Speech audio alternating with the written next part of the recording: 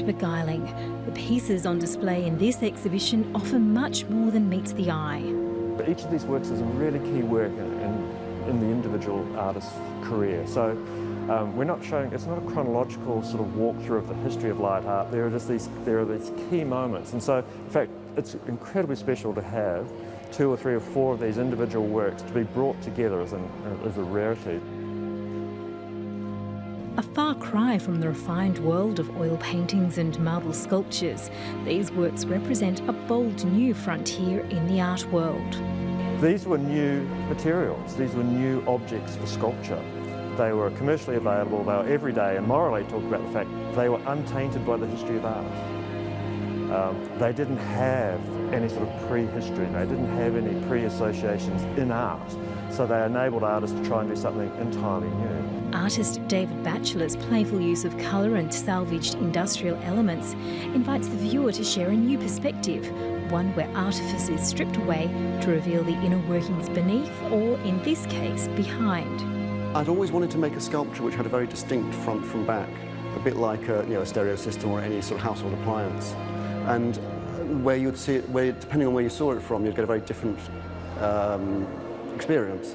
And in the end, by turning this to the wall, it kind of gives you both experiences at the same time. You do principally see the back of the work, but you get that halo and that flood of light which tells you something about what's on the other side, but not everything. It's called magic hour, which is a term for that moment when the light fades in Vegas and all the illuminations come up. And the thing about Vegas is if you look at it in daytime, it's really awful. And it really only exists as a city at night, which is kind of fantastic. The interplay of darkness and light is a richly tapped theme in Light Show, which will run in conjunction with Sydney's very own light show, the Vivid Festival, which gets underway from the 22nd of May until the 8th of June. We're a partner with Vivid. We actually do an amazing projection on the outside of our building with one of our collection artists with Vivid. This show is also a way in which we could actually bring out some work from our own collection. You know, there's this wonderful history of Australian artists working with light.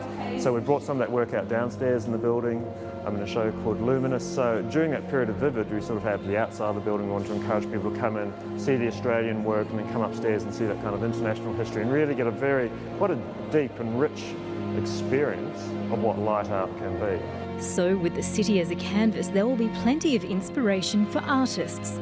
I really work with colour. I've worked with colour for 20 odd years, and in the city, of course, one of the principal forms of colour is illuminated colour.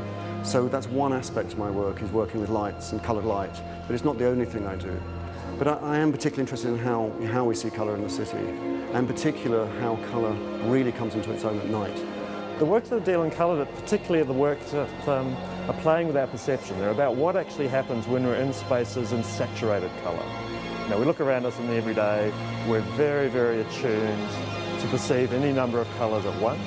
What happens when that attuned quality we have gets thrown out and we've just saturated with one colour? What do we actually start doing? What do we actually start seeing in our mind's eye? But there's also there are the pieces such as the Anthony McCall projection work, where it is trying to make light a sculptural form, make the immaterial somehow feel material. Even more reason to discover these pieces for yourself and to see the world in a whole new way.